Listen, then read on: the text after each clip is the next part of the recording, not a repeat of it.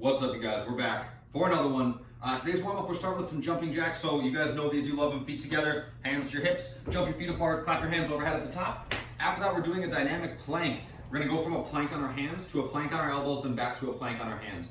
As we do this, alternate the side that you go up with and lower down onto as you go. So I start here on my hands, lower down to my right elbow, then my left elbow. Then I push back up with my right hand first. On rep 2, I go down with my left and then push back up with my left. So just continue to go back and forth as you go. After that, we're doing down dog. So hands go to shoulder width. I just push my upper body back between my arms. And then the fourth movement in the warm up is just gonna be lunges. So I step out, tap my back knee, stand up, switch sides, back and forth like that. The equipment version of today's workout. So we're gonna be doing 1-minute intervals and we're gonna be cycling through a couple different movements. The first of which is a sumo deadlift high pull. So if I demo this with no weight, we first start with a really wide stance. So go significantly wider than your shoulders. Toes can point out maybe a little bit, but for the most part should be pretty straightforward. I'm gonna bend my knees and I'm gonna really prioritize keeping my back flat, okay? You can hold 1 dumbbell with both hands. You can hold 2 dumbbells depending on how much weight you have. If you have a barbell, you can use that. We're gonna pack our shoulders, we're gonna squeeze our belly, and then we're gonna send our hips back. So as I send my hips back, I should feel tension in the back and on the inside of my legs. My hips go back, I lower down, push my knees apart, grab the weight, then I'm gonna open my hips, lift up to underneath my chin, then come back down. So the finished position is here, okay? The weight's underneath my chin. I'm never pulling it up in front of my face. Hitting yourself in the chin, in the nose, something like that would not be cool, so don't do that. Keep the weight underneath your chin at the top. Elbows are up above the weight, and your shoulders are pulled back and down, okay? So then from here, I come back down to my hips, touch the weight to the ground, open my hips, come all the way up underneath my chin, okay?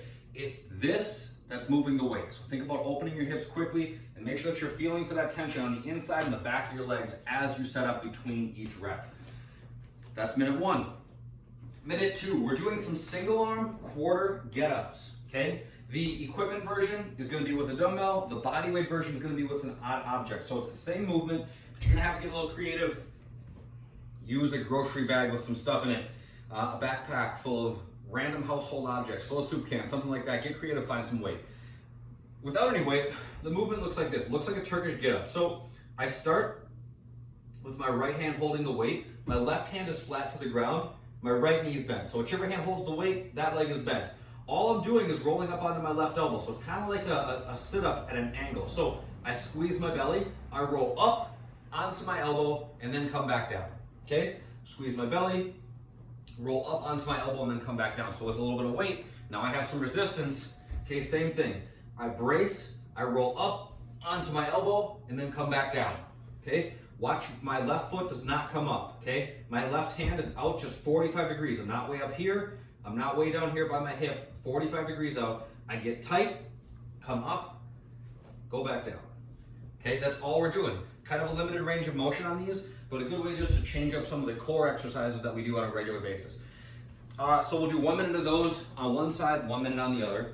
Other 2 movements that we're gonna be using are lateral jumps over the dumbbell. So we have the dumbbell here, just jumping back and forth.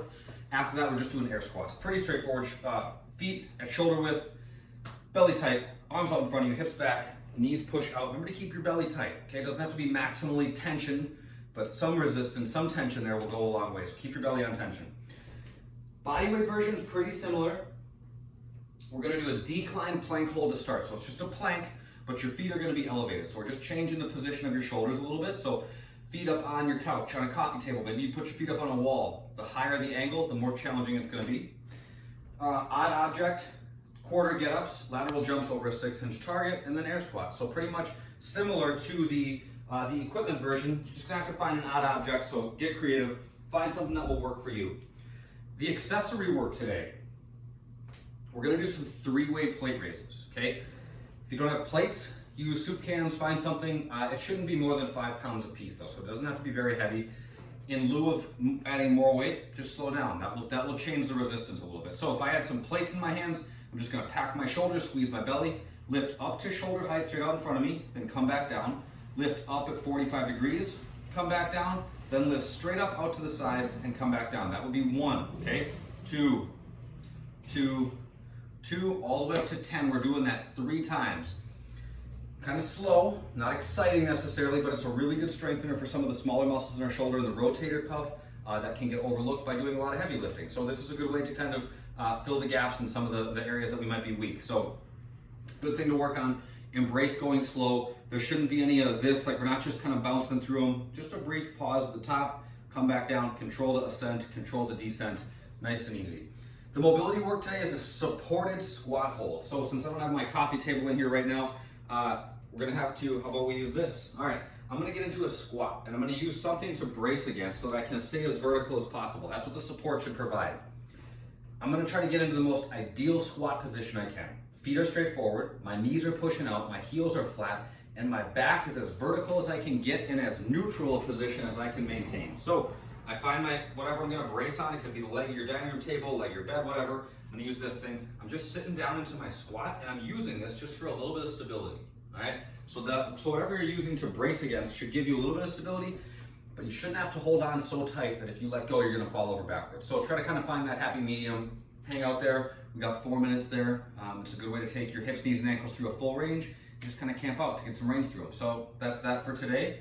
I will see you guys next time. Have a good day.